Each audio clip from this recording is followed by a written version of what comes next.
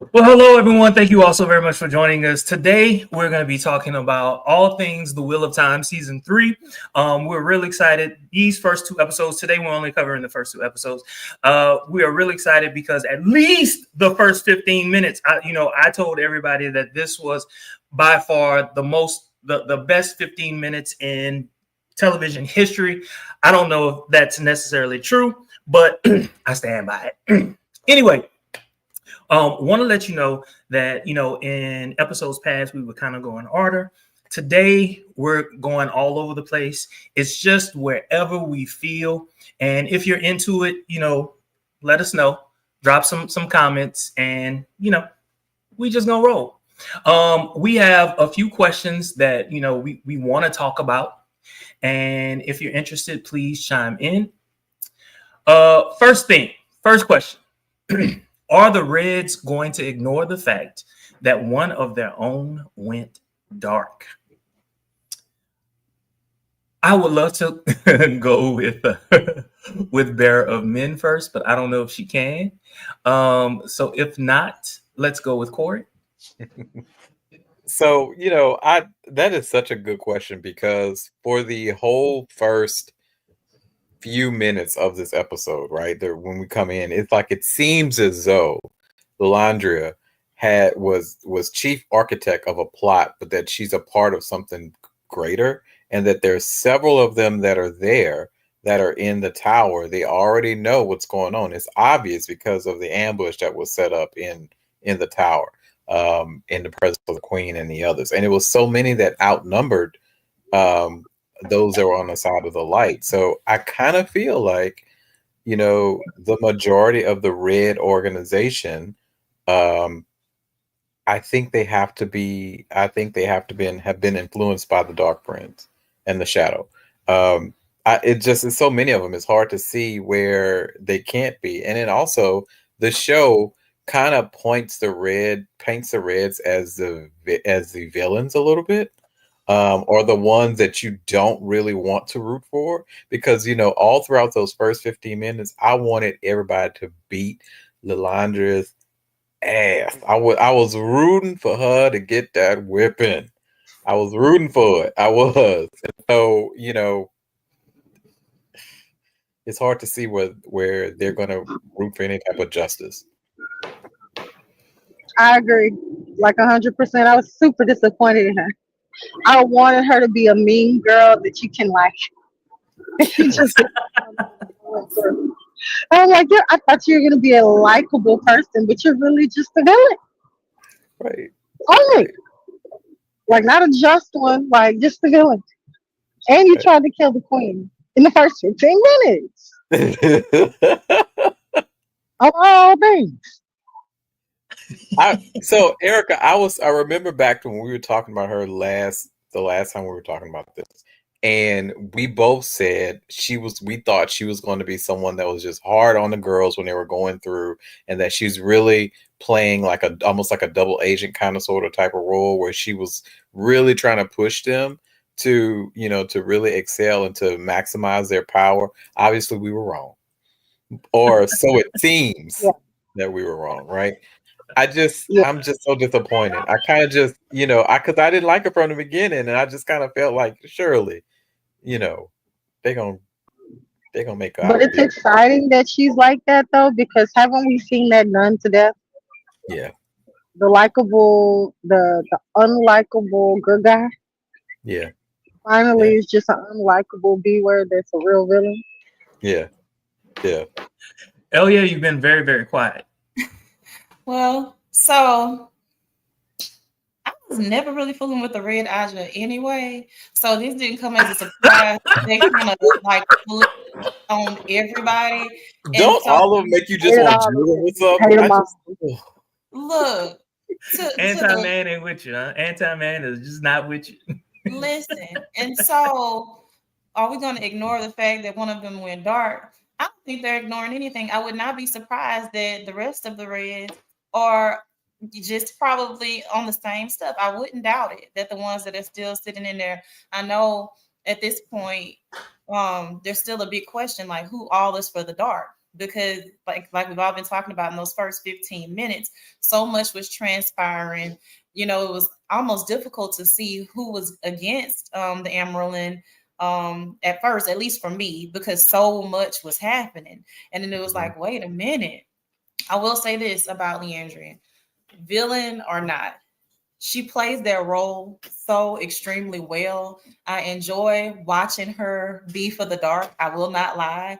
I think she shows up in that role in a very, very good way that I enjoy watching. Like, yeah, you're mad at her, you know, you still don't really kind of know what's going on, but you know, to where she was able to get all these people to ride with her, it's like, okay.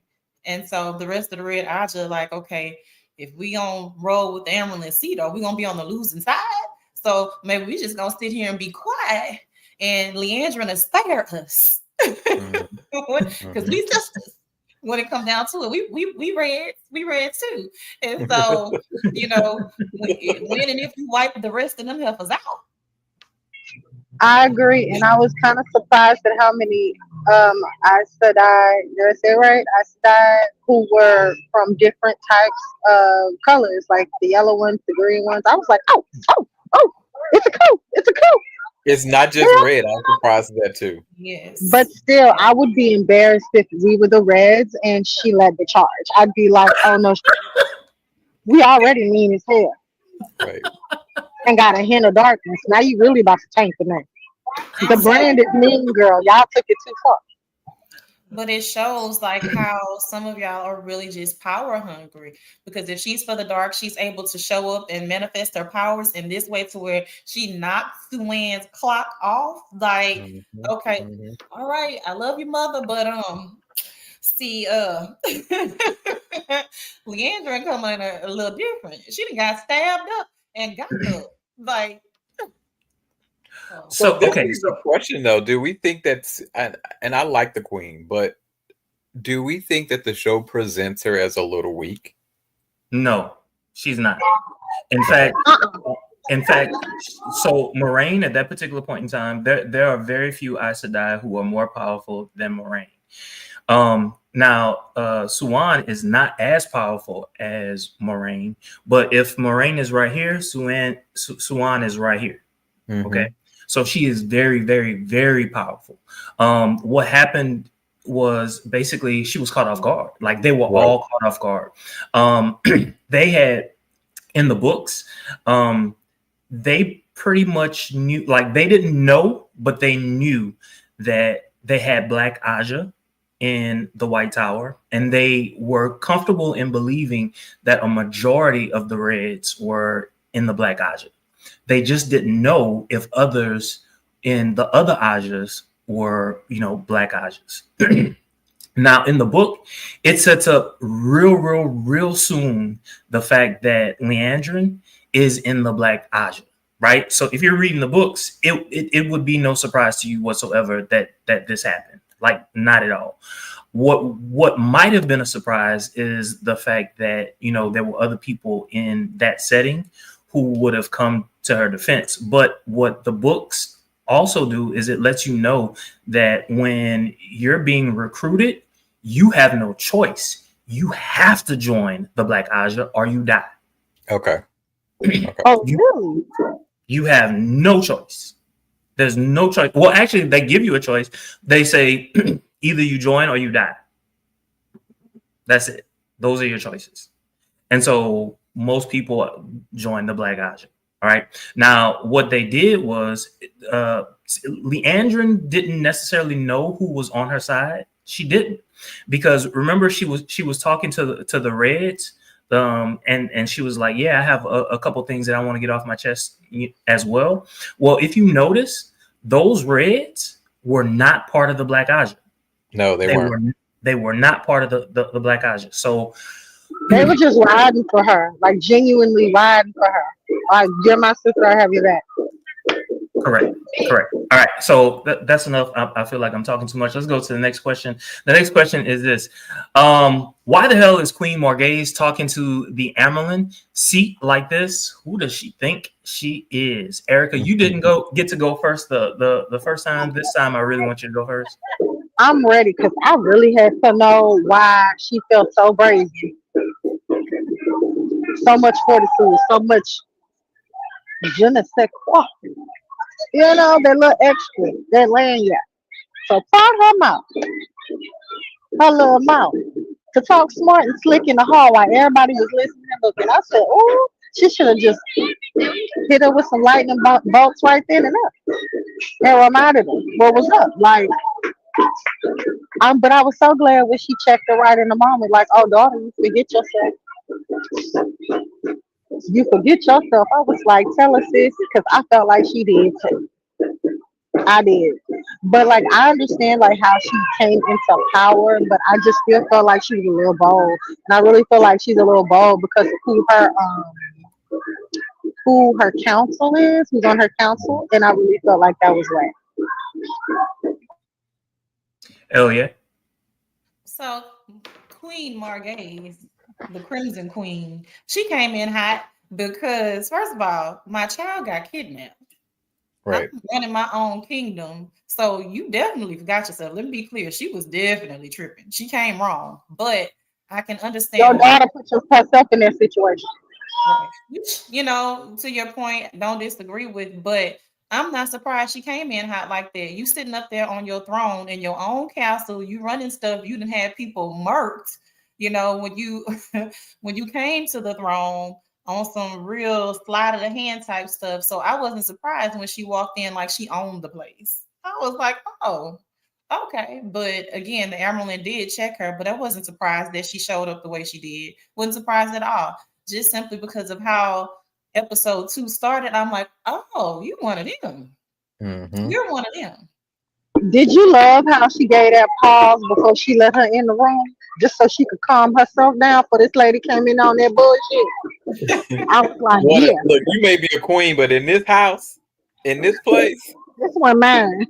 You're not gonna come in here talking to me crazy in mine. I haven't.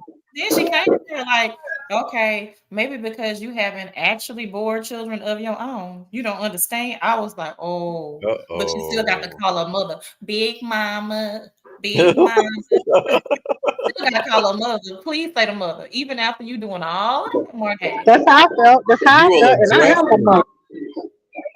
I forgot the exact wording she used, but basically she said, "You will call me by my full name and respect my name." Yeah.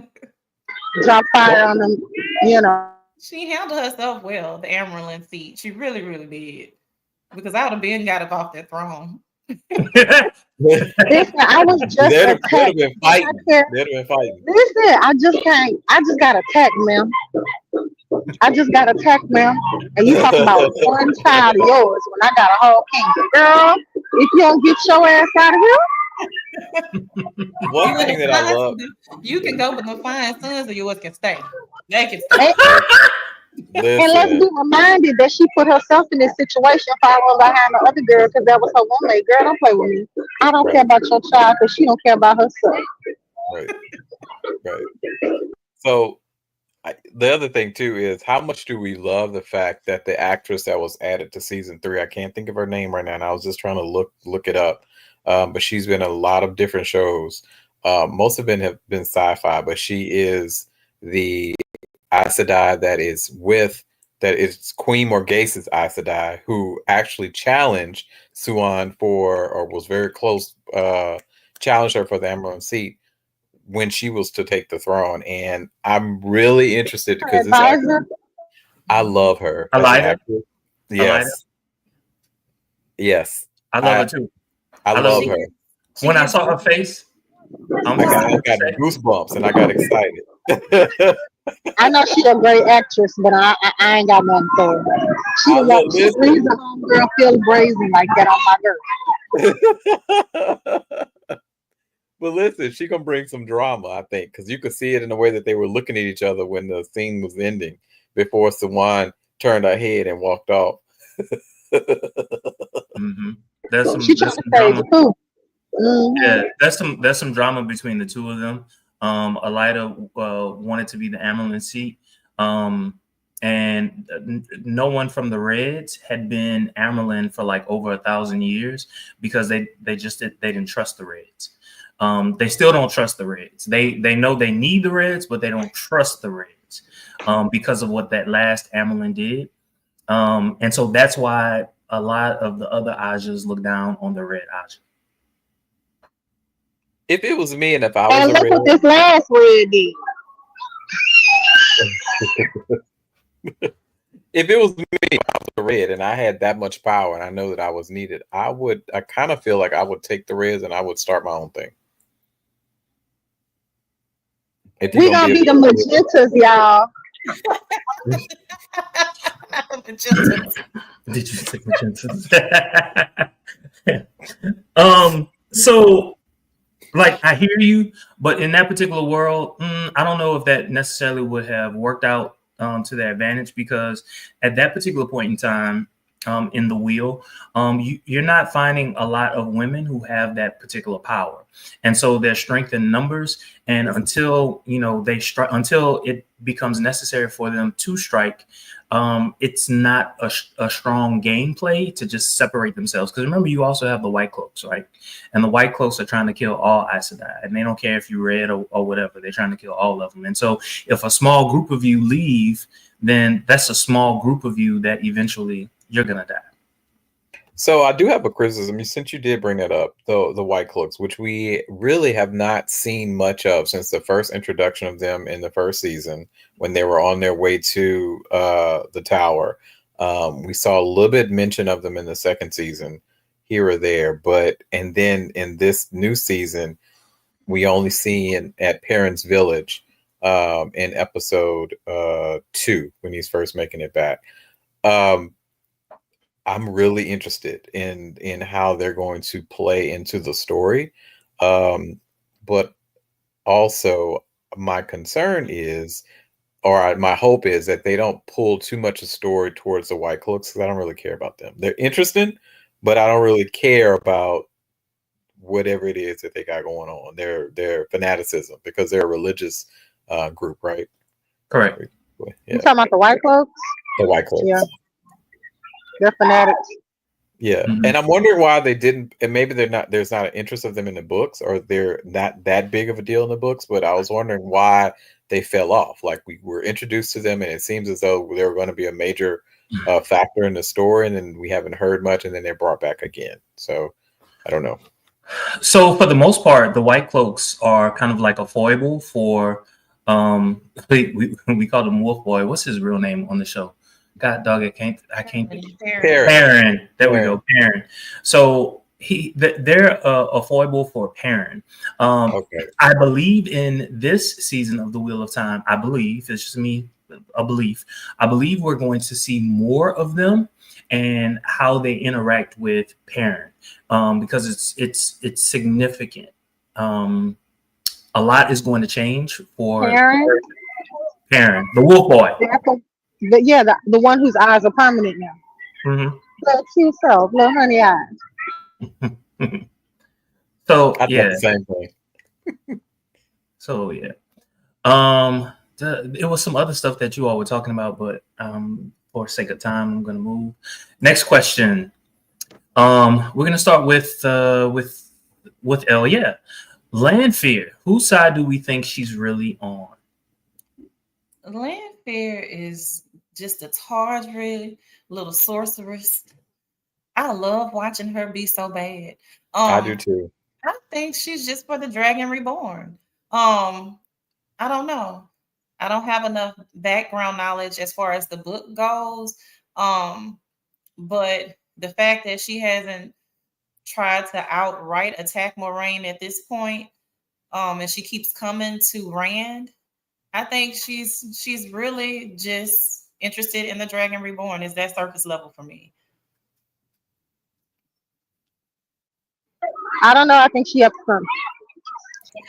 I don't know why. I think it's something about, I don't know. I mean, I think she's all about him, but I feel like she's up to something else too. Like, is she trying to become the Dark Lord of the underworld herself? Like, more powerful than whoever it is that's ranked at wherever they are? You know, what concerns me is her fear of Morghese, that the spider. The one that can make the gray ones. The gray men. Yes, the fact that you see Lanfear is pretty much fearless, but when she sees Margay, she's is spooked. I mean, Huh, but look at Margay. Look at her. She is demented. She's like a listen, nightmare. it's almost like if you think about it like high school, like there's these little cliques of bad and worse and like social hierarchy within it. And like that one is on the bottom, like we on fool with her. She crazy and everybody else. Bad, worse, demonic. Yeah. Like they're the ones that they're crazy, but they're really harmless. They talk a good game. You want them on your side if there's a fight or something.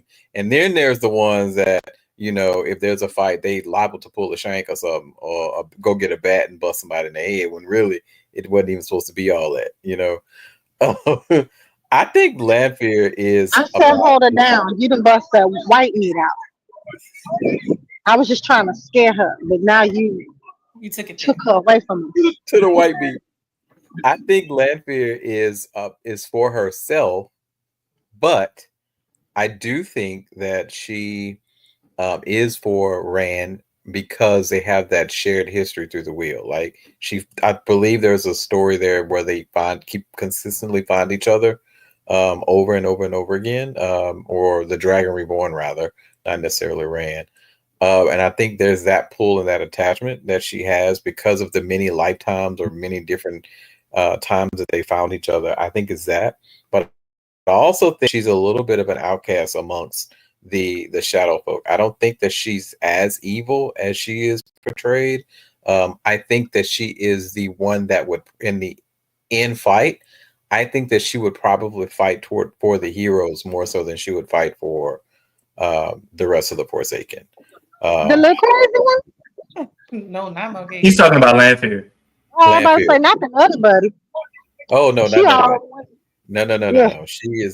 She looks like she delights in any kind of punishment that she gets to inflict. So I don't foresee her, I'd be spooked when I see Charlotte's Web. I'd be like, oh my goodness. What is she doing? Y'all already know I'm scared of spiders, so they gone ahead with that bullshit anyway. So we're talking about Moghedien, Spider Girl. And so that's a great segue to the next question, but I did want to add this about Lanfear. 100% of everything that all of you all said, with all of its contradictions, are true about Lanfear. 100% with all of its contradictions, except for that last part that Corey said. She is not she ain't for none of them except Rand. Okay. She's for none of them except Rand. Now she recognizes that they are a tool to get Rand to become the Dragon Reborn. And in order for Rand to become the Dragon Reborn, there are several things that he has to do because he has to amass all of the power that is needed. Now, something that you need to know about Lanfear, which by this point, I believe, even in the television series, they've mentioned. So what? Well, anyway, let's move. Again, I'm looking at the time and the number of questions that we have. Moghedien, Spider Girl, why are other dark magical beings against her? She must be the bad bearer of men. Listen, it got to have something to do with them webs. Nobody likes sticky stuff. Y'all ever ran into a web? Y'all ain't know what was there? Does that not freak you out, even at your big age? At my big age, I can't handle it. I get to swinging around at the dark. You know what I'm talking about? I be all over the place, every which way. I feel like she's too sticky. She's too sticky. She's too sticky. You get caught up in a mess. I bet you get caught up in a mess. And she like the walkers. She's what they called? The gray men. The gray men. The gray men might as well be a white walker. No. Try it. Game of Thrones is crazy. So I think the reason why everyone is afraid of her because it looks like, so they said in episode 2, I think, that she did give, I can't remember the guy's name, the character's name, a choice about whether or not they want to be returned to the wheel, which is what everyone wants because quote unquote reincarnation, right? Or the other option was to become a gray man. Evidently, if you become a gray man, that's it. You are a mindless subject. You don't have. It's almost like you're pulled out of destiny or out of your purpose, right? Or you pulled out of the wheel, and so your sole purpose is to become a mindless servant of her, and that's horrible when you think about it, right? Instead of being able to go on and live different lives or experience different things through the wheel, you're specifically tied to Mogadine and her craziness. Oh yeah. The Looney Tunes. I don't know that Mogadine. Thank you for correcting the name because I have been butchering it. What is her bottom line? To me, she's just one of those insatiable psychopaths. So the rest of them probably scared of her because there's no bottom line. It doesn't matter. She's not going to ever be satiated. So she's not going to stop. She is just crazy and it's taunting. Yep. And so I don't know. I think she just may be one of those outliers, kind of how we were alluding to earlier with the different references of the levels of crazy. But I just think she is gone. She's beyond evil. She gone. Like the Joker? Yeah.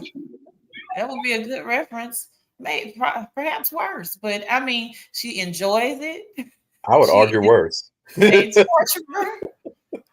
She's not gonna ever be satisfied. Doesn't matter how many she weave into her web, kill. It's just fun. Here's the thing that really makes her horrible is that she likes to torture, and that's a mark of a sociopath. You know, if you, why are you laughing? You must know something. Go ahead and spill it. Tell us. No, I want all of you all to say what you got to say, and then I'll come later. So please. She enjoys the chaos, right? And so it seems like they're increasing the scope and crazy and darkness of each Forsaken that we're introduced to. So the first one was just he was kind of like the hype man, so to speak. He was the one that spread the gospel of the Dark Friends, of the Forsaken. He really was, he seemed to come back the weakest, right? And then as we progress, it seems to be, and I think that they're going to get worse and worse and worse until we get to God knows what. So, all right. So Mogadine. Mogadine is one of the weakest of all of the Forsaken. But really? She's one of the most feared. And the reason she's one of the most feared is because she has the ability to strategize in a way that the rest of them can't. She really does. And she uses her gray men to her advantage. And the thing about those gray men is even though you can give, those gray men are dangerous. They're dangerous. And if you notice, they were lurking in the dark, right? Mm-hmm. And I want you to think about a spider. That's exactly what a spider does, right? And that's exactly what she does. She in one of these episodes, I think it's episode 3. You see her in a servant's role, right? Like a maiden, hiding in plain sight. But even though she's in plain sight, no one is paying attention to her because of the role that she plays. But because of the role that she plays, she hears a lot. She hears far more than most other people do. And yeah, she has a forgettable presence in front of people who underestimate her. Mm-hmm. Mm-hmm. And there was something that I wanted to say about Lanfear. Lanfear was actually one of the most strongest Forsaken. I could see that. I could see that just from sheer power and the things that she can do. They have a hard enough time with her. So I can imagine, if she was really going after them, she would probably have no trouble, beating them. You know, the way that she is going after people in their dreams, though, is first. She Right. whooping old Egwene ass. You hear me? She gives Egwene the business. Are you talking about Lanfear? Lanfear. Mm-hmm. Mm-hmm.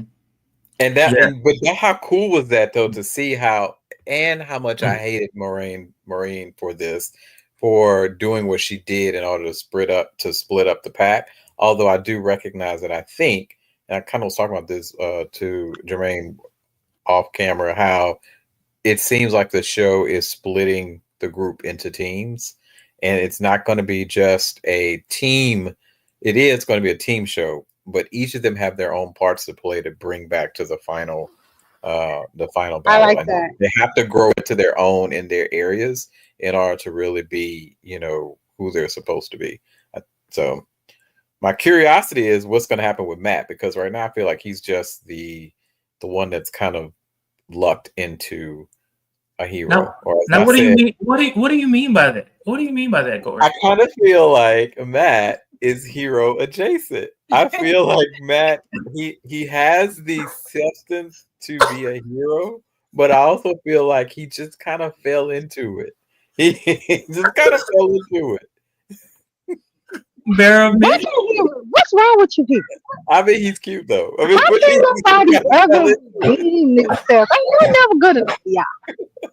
Ain't no never good enough for y'all. He redeemed himself. Damn. He a warrior. He's a warrior. Why you gotta take that from? He's warrior adjacent. He won more battles than you did. I mean, yeah, it don't take much. It don't take He much. blew more horns than you did.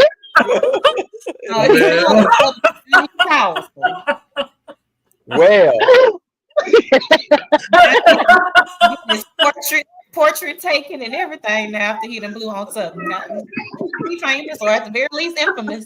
That's all I'm saying. That's all I'm saying. He's infamous. Like, can the man redeem himself and celebrate a little bit? Can he get a I little also bit? think he's a liability. I think that ultimately he could be, He is. until he grows into who he really is supposed to be, he's a liability for the team. Okay, so this is what I'm going to say about. Oh, I'm sorry. Unless Elia has something to say about Matt. So this is what I'm going to say about Matt. It is Matt's job, even though they're not doing it in the television show. Matt is supposed to stick to Rand like glue. Yeah. Wherever Rand goes, Matt goes. Okay, that's his thing. Why? To protect Rand. Mm-hmm. To protect Rand, which is why you have. Yeah. Fix your face, Corey. So he not adjacent. Jermaine. He like the real thing. He not He's next hero. to. So again, Heroes he's are hero adjacent. He's not the hero. He's Oh, hero so you're saying he's adjacent. the sidekick? He's the sidekick. Yes. Sidekicks are heroes too. I don't know why y'all try to demote them, but okay. They're not really.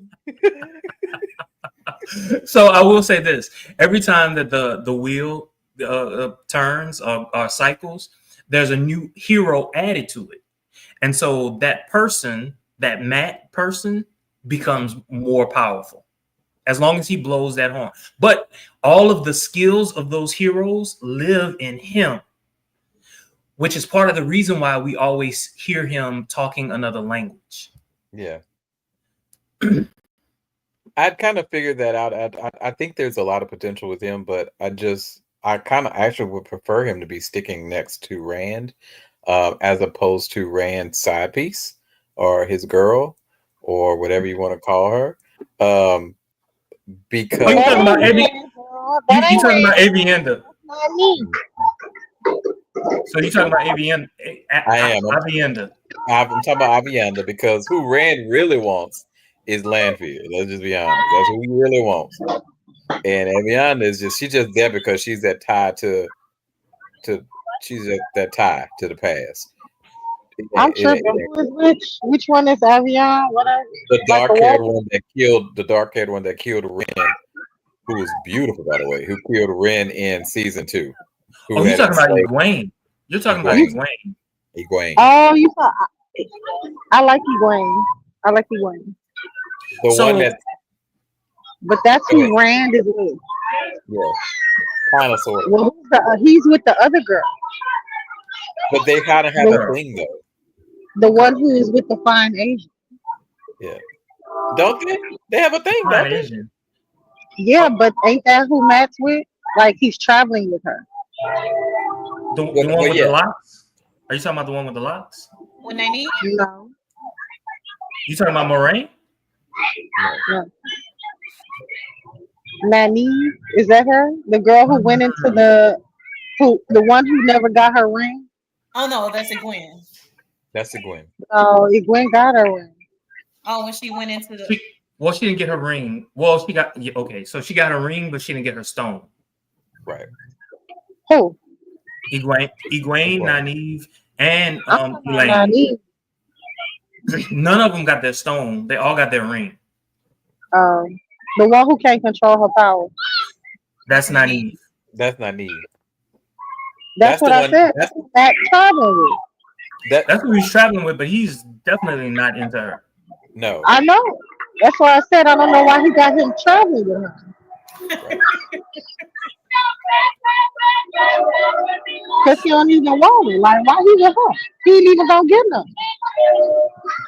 So I don't want to tell y'all the Like whole that story. matched everybody wants. I don't want to tell y'all the whole story. I want y'all to discover it on your own. Okay. Let's go to the next question. All right. This is for you, Corey. Why is Margaze sniping at everyone, and why does her daughter want to be like her anyway? So we're talking about the Queen of Andor, Margaze. So I really think that Margaze there's trouble in her kingdom. And she is really trying, while yes, she has motherly concern for her daughter, but ultimately we saw how she came to the throne. She's trying to keep that throne. And so whatever she needs to do, she's going to do it within reason, right? Or even beyond reason. So I think really she's really just trying to maintain power. And then we see at the end of episode 2, I'm really surprised that she allowed her to stay. But if you notice, she left her 2 brothers as well as the Red Aes Sedai there to kind of still be able to wield her influence at the tower. So I think it will be interesting to see if she even stays with the light, if she's with the light, or if she eventually becomes persuaded to the dark, if she hasn't been persuaded already. I feel like she's operating within the dark already for some reason.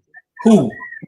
Margaze. The Red Aes Sedai who was left as the advisor that was left. Elida. Yeah.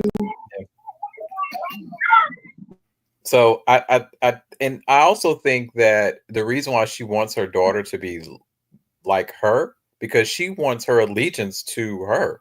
She's worried about their kingdom, their power, not necessarily. She wants to be able to control her like Siwan is controlling the rest of the tower. But because that's her daughter, right? She's, that's my daughter, right? I can control that. So I think it's all about power and control, but also I think there's just some issues that we're going to learn, some things that are going on in the kingdom, that she's ultimately trying to maintain power. Oh yeah. I think Mom's too dark. I do too. Go ahead. I'm sorry. Yeah, I just think Mom's too dark. The Queen, she's too dark. Expound on that, Erica. I think that she fears her mother more than she wants to be her mother. Oh, you talking about Elaine? Elaine, yeah. Elia? and that was going to be my question. Are we talking more about why her mother wants her to be like her, or why she wants to be like her mother? Because I'm not getting that she wants to be like her mother necessarily. I think it's quite the opposite. She Correct. wants to forge her own path, make her own way. And I do agree, Margaze is extremely dark. Again, with how she got to that throne, got them people to bend the knee. Like, to me, that was the most vile and disrespectful thing that you could possibly do. Wasn't it? I loved how, if you looked at everybody's faces that bent the knee, they were not happy. It was real tight-lipped, saying that I pledge myself to you and all of this stuff. No one was happy about it. So you made them humble themselves and fall on their knees in front of you and slit their throats. But wait, Literally. yeah, you got somebody within their own house to slit Yes. their throat. So to me, That that's now on that was wild. another level. That was wild. I was like, oh, she's like the she like Cersei. So I don't know if I see that in her daughter. Could be wrong. I don't see that in her daughter either. I don't see that in her daughter. I think her daughter is Not her daughter, the queen herself. I was like, that old Cersei. right. No. That's what I'm saying. That's what I'm saying. I don't think her daughter wants to be that. I don't Not think that. she wants to be that. I don't. Yeah. Okay, so this is what I'm going to say. There is a subplot, and there was a hint to it when the royal court showed up. If you want to go back and watch it, I want you to like pay attention to every single scene. We have not mentioned the name of the person who's actually running things in Andor. So Marghese is over Andor, but there's a hint to it. You gotta watch. You just go back. Just that one little scene. Just go back to that one little scene and pay attention to everything that you see. There's a subplot going on, and once you see it, you're gonna be like, "Hold up, wait a minute, what's happening? What's happening?" And It's one of two people. It's either Elaine, what's her name, the Red Aes Sedai, or it's Gilbert or Gerber, whatever his name is. The husband, the queen's husband, Gabriel. the consort. It's Gabriel. It's one of those two. Mm-hmm. Just I think it's the Red Aes Sedai though.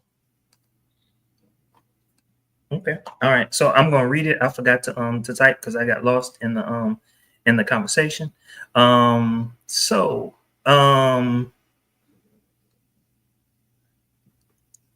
your glasses on. All right.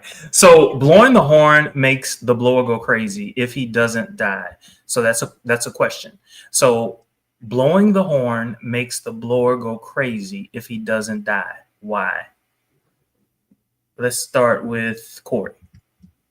So I think, and I'm not really sure, I think it's because it's drawn on some sort of power or some sort of connection with of all the people or all the heroes, etc. That in this instance Matt has been or who he's met or killed or whatever from the past, and he hears voices, he talks in other languages. I think it has something to do with that. I mean, poor Matt, he's just one step away from being crazy himself, it seems. And I think what that is like I think it's his burden, it's part of his burden, so to speak. So I will say that's not hero Jason, that is pretty ballsy, right? So but that's my opinion on that. Oh yeah. So that makes me feel like, again, to Corey's kind of turning the wheel of his own as it pertains to Matt. Apparently there is some type of power in him because he did go crazy as opposed to outright dying. Right. Matt is a little bit of a fool. And so I enjoy watching him, but I also get a little bit annoyed. But I also understand, being a person that deflects with humor, he takes almost nothing seriously. And so watching him just gallivant around with that horn and do stupid shit is a little annoying. But again, I think him not going crazy, not dying, hints that there's something more, some destiny he has with the horn, since he's blown on it. Yeah, so remember in season 1, it talked about it was like a major thing in season 1. Matt, Perrin, and Rand, and someone else. There's 4 people. I don't know if it's Egwene, I don't know if it's Nynaeve, but it's one of the 2 girls. They're all Ta'veren, right? And so that's like a great lineage that runs in you, and not too many people have that lineage. And so in order to be the Dragon Reborn, you have to have that lineage, right? And so even I don't know exactly what that means. I'm certain the book talks about it, and I just like forgot it. But that's an important distinction. Let's go to the next question, which is still talking about Matt. So, Bearer of Men, we just answered that question. Blowing the horn makes the blower go crazy if he doesn't die. Why? And so now we're on the next question. What did he do to deserve that when he is a hero? Kind of sort of talked about it, the fact that he's Ta'Veren. Any thoughts about that? The wheel Anyone? weaves, the wheel weaves. It's just a wheel. Right. I think it's just the nature of the story and how this particular world plays. I don't know if Matt deserved so much the role that he has. I think it's his lot, and I think eventually he will be reborn as a dragon. In a couple turns of the wheel. I don't know. I've also wondered, like, off to the side, not related to anything else, but who else is rooting for Matt or I know I'm rooting for Matt to either get into some kind of threesome with either the two princes or. I was really just sitting up here thinking, and I'm like, I'm not gonna say it out loud. Yes, I am. Like, when is Matt gonna get some? Because I feel like he'd be so close. He's blocked every episode. Every episode he blocked. And something got to give. And something has to give for my boy. I mean, come on now. Like, God, the only oral fixation I'm getting is from this fucking horn. Sort me out. I feel bad for him. I feel so bad for him. I do. Well, speaking of a threesome, how about a foursome? Would y'all be interested in a foursome? In the show or in real life? If the show holds to the books, it's a foursome. How many of which? 2 men, 2 women, 3 men, 1 woman. 1 man, 3 women. Oh, the interest level dropped for me. Sadly, me too. Let me just say though, with this show, I am so impressed with the types of different relationships. There's a lesbian couple, there's a amorous couple, polyamorous couple. There's straight couples. There's I don't know if we've seen a gay couple, but yeah. Who? Alana and her 2 warders. That's right. I mean, there's just multiple expressions of sexuality in the show, and in a world that's so anti-diversity, I think it's really good to see, and the fandom isn't like, it doesn't feel like smut, like it's like it's not so clean. I mean, they can spice it up a little, but I mean, but it's good. It's good. Okay. All right. So this was something from Bearer of Men. Of course, I had to clean it up. This is not what she actually wanted to talk about. But basically, just to like vanilla it all, this is parents, thoughts. Here I go. In other words, you want me, here I am. Yeah. Hell yeah. I still want more from Perrin. I do. I still want a little bit more. I'm glad that the honey dip eyes are glowing ever so bright in this season. That's cute. He visits home and all these other things. I still want to see a little bit more from Perrin. Just him show up, and I don't know. I'm not saying the acting is not bad. It's not that. It's just there's so many amazing things happening in this show that, for me, he's almost like a D character at times. But that's just me. It's just me. You kind of feel like he is on the same level in terms of story-wise as the Lion Man. I can't think of his name. The one that Ogier. Yeah, Ogier. Do you feel like he's there on the? I would put the Ogier above him, honestly. Well, yeah, that's what I'm saying. Considering he's Perrin is supposed to be one of the chosen four, right? In the beginning, they were saying any one of them could have been the dragon. That's why Moraine picked them and all this other kind of stuff. But I think the reason why we feel that way about Perrin, because I agree, I think it's because he hasn't reached that threshold. Like a dam has to break for him at home, or something has to happen to push him to be ferocious and to be that warrior that we know that he's supposed to be, I think. And I think that's why the story is splitting, so that we'll be able to see different aspects of each of these characters. And can I also say, I don't like Rand like talking about. I think he's beautiful. he's he's a cute guy. I just, he's not the hero that I would root for. If I Let's explore. What do you mean by that?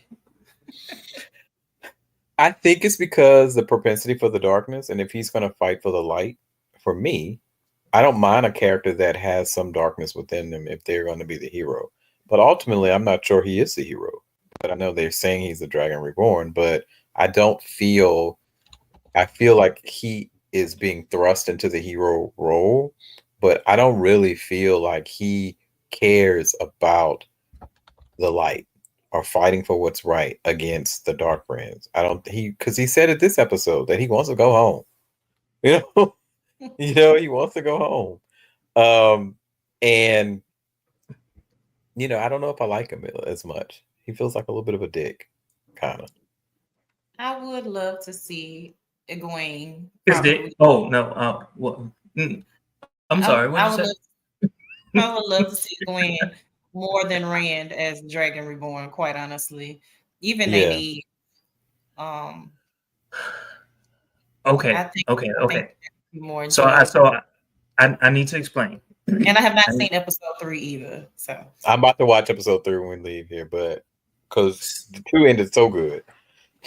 So what they have not done a wonderful job at in the television series is explaining why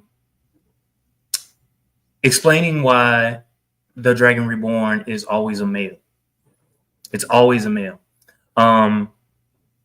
The fact that he's Ta'veren and very, very stubborn. If you like throughout the shows, they keep using the word stubborn. And they do that for a reason. And that is because these Ta'veren are able to check themselves, right? Mm-hmm. And so instead of using the power, that dark power, he holds it in because he's afraid of the power. He's afraid of loving it so much. Mm-hmm. And so that's why you don't see him use it all that often, if that makes sense. And you see a hint of that at the end of episode 2 when he and Moraine are sitting on the cliff, and she is a little bit butthurt, if I'm being honest, that he's chosen to train with the water as opposed to her. And then he explains great by showing how he does have control of the power to an extent and saying why he doesn't want to go too far. And you would think that she would understand that, but I mean, I guess, I don't know. I don't really like Moraine either, like talking about her as a character. I root for her because she's badass, right? But I don't like her character in the fact that she will do anything for Aes Sedai and for the Queen, and for the Tower, right? And I don't necessarily feel like the Tower has the best interest of everyone at heart either. So. Okay, so let's go back. So we're doing, I guess this is like a deep dive. All right, so this is what's happening. So just to kind of like take it back to last season, at the beginning of last season, we learned that Moraine and Siuan were witness to a vision. So they saw when Rand was being born, and Correct. What they knew was that they had to disobey White Tower doctrine. So what Moraine and Siuan are doing is like the White Tower says we must do this with the Dragon Reborn. They've decided to do this, right? And so the whole thing was to protect Rand. Forget the White Tower. Mhm. Neither one of them cares about the White Tower because what they know is that in order for all of them to live, Rand must fulfill his destiny. That's right. Does that true. make sense? That is true. You kind of forget that because they don't really. They said it kind of once in the beginning. Now that you say it, I do remember. I do recall that. You're right about that. That is true. Okay. All right. I'm sorry. God, oh, here we go. All right, next question. So let's go with Elliot. So Lan and Nynaeve are having I said coitus. If you're familiar with Big Bang, you know what coitus means. I didn't want to be rough about it, but so Lan and Nynaeve are having coitus now. Your thoughts, Elliot? I mean, there are a lot of people that are having coitus. So why not Nynaeve and Lan? If anybody needs it, it's Lan. Okay? What do you He's mean? so loyal. He's so loyal, okay? And then He is. him and Nynaeve may seem like an all pair, but I like it. I really, really, really like it. I like it too. I really do like it. And More so than him and Moraine. Lan and Moraine. Definitely. Because she comes off a little bit rigid. And so I like the dynamic that the two of them have. Like, we just out here trying to make it, be loyal. Hey, come lay in the bed with me. Let's do a few things. So let me ease your burdens of the day. It's kind of what you get from them too, and with and they're two attractive people. They're two really attractive people. Mm-hmm. Okay, because I would not mind laying in the bed with Lan. I don't think it's a nice person. Mm-hmm. Corey, what are your thoughts, Corey? No words, just head nod. Yeah. Yeah. Okay. Yeah. All right. All on the same page, the same book. But you know who else that I really am interested in, and we haven't talked much about, and I'm not going to remember their names, but it's the girls that have the dreads and their Aiels. Yeah, the Aiels. I'm very interested in that dynamic between them two, or Camelin and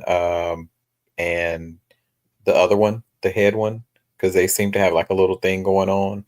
The Morgase's daughter, whatever her name is, I keep forgetting her name. Oh yeah. You missed that in Elaine and yes, I said her name earlier, but yeah. Mm-hmm. Yeah, that I thought that was really interesting. And then also, I also think it's interesting how they're loyal to Rand, even though they obviously do not like him. Can't stand him. Who don't like him? You talking about Elaine? The Aiels, they don't like him. Oh, okay. Yeah. I don't want to explain that. I want y'all to find that out on your own. Yeah. Yeah.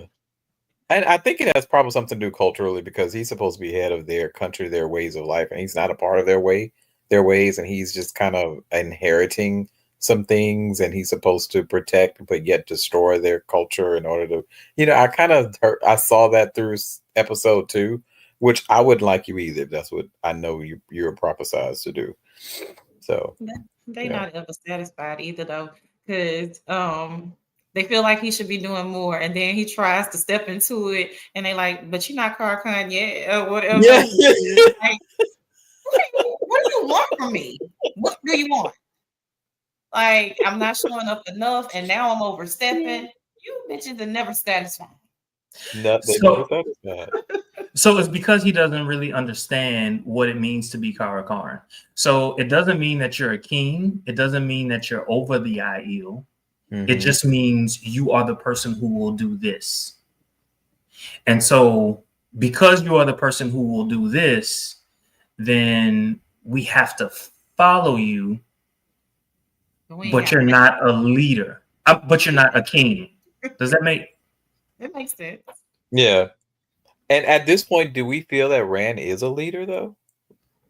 He most definitely, in my opinion, I think he's a leader. I do.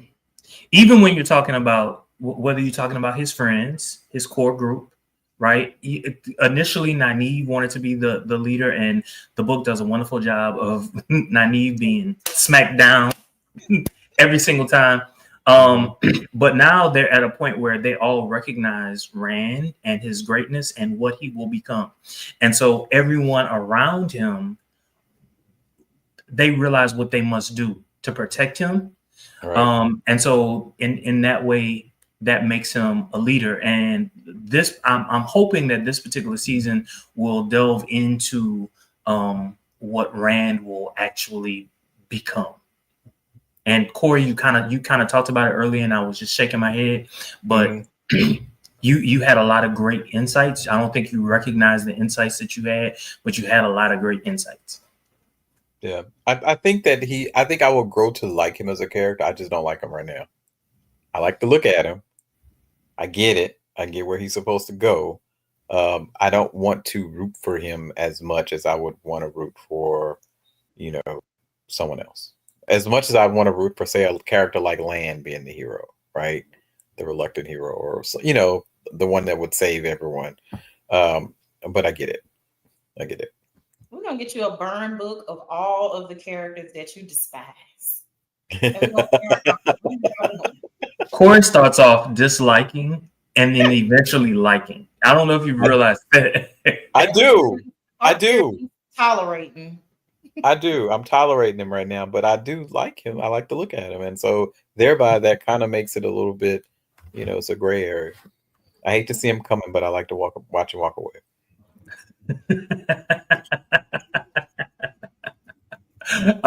And a hard thing for me was to talk about episode 3 because I've definitely seen episode 3. How many of you all have seen episode 3? Not yet. I'm about to watch it now. Okay. All right. Once you watched it, let me know what's happening. We did. She meaning Bear of Men. She had a couple more questions, but we ended up talking about it anyway. So we really don't need to get into it. What were your closing thoughts about this particular episode, Corey? It was a good episode after the first episode. A lot of times in shows, the second episode kind of dies down when there's a lot of action and a lot to digest.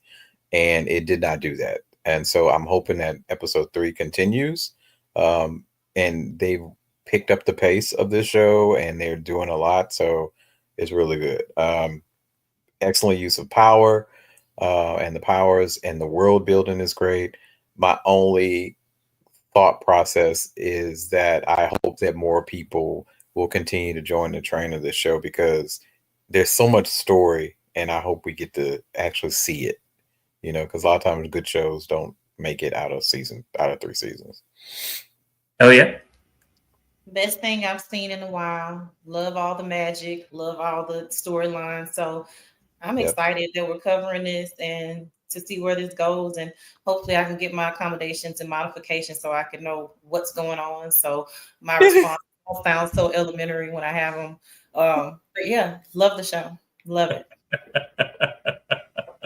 No accommodations and modifications needed. You're great. You are. We need notes. They need to have the show on pop-up video back in the day, where every time something comes up, there's a way that I can look back and see what it's referencing. Well, if you like, anyway, I'll leave that alone. Thank you all so very much for watching. Don't forget to like, comment, and subscribe. Yes, subscribe. Please subscribe. There are a lot of you who return and you continue to watch us, but you don't subscribe. Just go on ahead and subscribe. You love it. You like to laugh with us. I know it. Just go on ahead and subscribe and you just join the family. Okay? All right. Until next time, y'all have a good one.